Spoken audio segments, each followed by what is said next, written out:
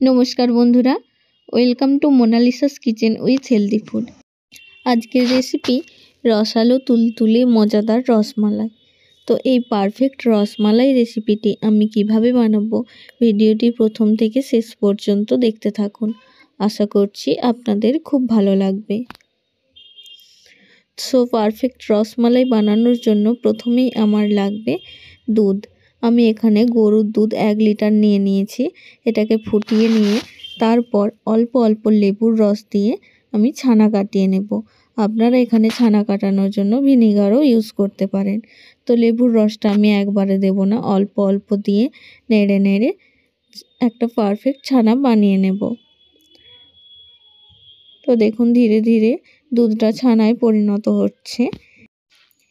ছানাটা খুব ভালোভাবে কেটে গেলে আমি সঙ্গে সঙ্গে এটা একটা ছাঁকনির মধ্যে ঢেলে নেব। খুব বেশিক্ষণ এই গরমের মধ্যে এটাকে রাখা যাবে না, তাহলে ছানাটা শক্ত হয়ে যাবে। এবার অল্প অল্প ঠান্ডা জল দিয়ে খুব ভালোভাবে 2 থেকে 3 বার এইভাবে ধুয়ে নিতে হবে, না হলে ছানার মধ্যে লেবুর একটা টক ভাব রয়ে যাবে। তো আপনারা এই কাজটা একটা সুতির কাপড়েও করতে পারেন। থেকে জলটা ঝরার জন্য আমি এটাকে এইভাবে 1 ঘন্টার জন্য রেখে দেব। ততক্ষণে আমি মালাইটা বানিয়ে নেব। কড়াইতে নিয়ে নিয়েছি 500 ml দুধ। এই দুধটা হালকা গরম হলে এর মধ্যে দিয়ে দেব একটা গুঁড়ো দুধের 10 টাকার প্যাকেট নিয়েছি, পুরো গুঁড়ো দুধটা দিয়ে দেব। গুঁড়ো দুধ না ইউজ করলে আপনারা এখানে 1 লিটার দুধ নিয়ে ঘন করে নেবেন। গুঁড়ো দুধটা দেওয়ার জন্য দুধটা খুব তাড়াতাড়ি ঘন হয়ে যাবে। তো খুব ভালোভাবে মিশিয়ে নিয়ে মিডিয়াম ফ্লেমে 2 মিনিট ফুটিয়ে নেব। প্রায় 500 ml দুধটাকে আমি ঘন করে 300 ml করে দেব। এবার এর মধ্যে দিয়ে দেব 3/4 কাপ চিনি। 1 বাটির কিছুটা কম চিনি আমি নিয়েছি। এবার চিনিটা হাই ফ্লেমে গলিয়ে নেব। ফ্লেমটা হাই করতে হবে, কারণ চিনিটা থেকে অনেকটা জল ছাড়বে।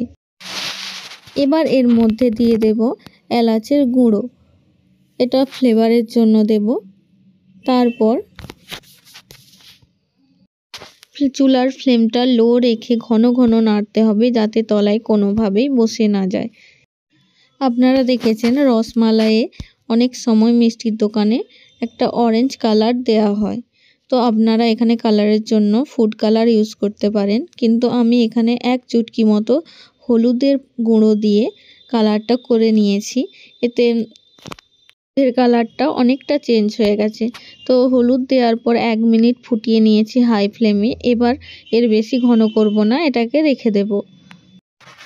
বেশি ঘন করলে ছানার মধ্যে রসটা ঢুকবে না ঠিকভাবে। এবার ছানা থেকে বল বানিয়ে নেব। ছানাটা প্রস্তুত করার জন্য প্রথমেই আমি ছানাটা এইভাবে হাতের তালুর সাহায্যে 2 থেকে 3 বার একইভাবে চেপে চেপে এইভাবে ছানাটাকে স্মুথ করে নেব। এই কাজটা আমার 5 থেকে 6 বার করতে হবে। 2 বার মেখে নেওয়ার পর আমি এর মধ্যে 1 চামচ পরিমাণে ময়দার গুঁড়ো দিয়ে খুব ভালোভাবে ছানার সাথে মাখিয়ে নিয়ে আবারও একইভাবে 3 থেকে 4 বার এইভাবে ছানাটাকে সফট করে নেব। দেখুন একদম তুলার মতো সফট হয়ে গেছে। এবার ছানা থেকে আমি বল বানিয়ে নেব। এইভাবে হাতের অল্প একটু ছানা নিয়ে গোল করে হালকা চ্যাপ্টা করে দিতে হবে। যদি মনে হয় যে ফেটে যাচ্ছে, তাহলে আরও 1 বার কি 2 বার মাখিয়ে নেব। একইভাবে আমি ছানার শেপগুলো এইভাবে বানিয়ে নেব। প্রথমে গোল করে হালকা হাতের সাহায্যে চেপটে দেব। ব্যাস, সবগুলো বল রেডি করে নিয়ে আমি কড়াইতে দিয়ে দেব 1 বাটি চিনি, আর তার মধ্যে দিয়ে দেব 4 বাটি জল। তো এটা সেই রসগোল্লার পরিমাপের মতো হবে। এবার চিনিটা গুলে যাওয়ার পর যখন জলটা টকবক করে ফুটে উঠবে, সেই সময় একটা একটা করে ছানার বল দিয়ে দেব। একসাথে সবগুলো দেওয়া যাবে না, একটা একটা করেই দিতে হবে। তারপর এইভাবে হাই ফ্লেমে ঢাকা খুলে 5 মিনিট ফুটিয়ে নেব। তারপর 5 মিনিট হয়ে গেলে ঢাকা দিয়ে আরও 10 মিনিট হাই ফ্লেমে ফুটিয়ে নেব। তাহলে প্রথম 5 মিনিট হাই ফ্লেমে ঢাকা খুলে আর পরের 10 মিনিট ঢাকা দিয়ে হাই ফ্লেমে। তারপর মোট 15 মিনিট পর আমি ঢাকাটা খুলে নেব আর চুলার আঁচটা একদম মিডিয়ামে করে দেব। চুলার আঁচ মিডিয়ামে থাকবে আর ছানার বলগুলো আমি চামচের সাহায্যে উল্টে দেব। লাস্ট 15 মিনিট মিডিয়াম ফ্লেমে আমি ছানার বলগুলো খুব ভালোভাবে সেদ্ধ করে নেব। তাহলে ছানাটা রেডি করতে আমার মোট সময় লাগবে আধ ঘন্টা। আধ ঘন্টা হয়ে গেলে চুলার ফ্লেমটা একদম অফ করে দেব। তারপর প্রত্যেকটা ছানার বল আমি রস নিচুড়ে তুলে নেব। রেসিপিটি ভালো লাগলে অবশ্যই আমার channel Monalisa's kitchen with healthy food subscribe করতে ভুলবেন না। তো 30 মিনিট পর আমি চামচের সাহায্যে নিয়ে প্রত্যেকটা ছানা থেকে রসটা একদম বের করে নেব। তারপর একটা পাত্রে নিয়ে সমস্ত বলগুলো ঠান্ডা করে নেব।